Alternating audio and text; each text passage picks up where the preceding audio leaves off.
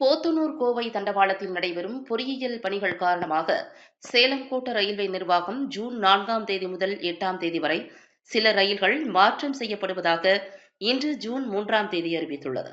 அதன்படி Palakkad down Trichy express ரயில் போத்தனூர் இருகூர் வழியாக திருப்பிவிடப்படும். Kovai Palakkad down வண்டி எண் 66606 ரயில் ஜூன் 7ஆம் தேதி வரை போத்தனூரில் நிறுத்தம் செய்யப்படும்.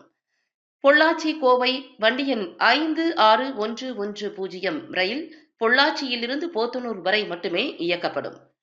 மேட்டுப்பாளையம் போத்தனூர் வண்டி எண் 66611 மெமு ரயில் கோவை வரை மட்டுமே இயக்கப்படும்.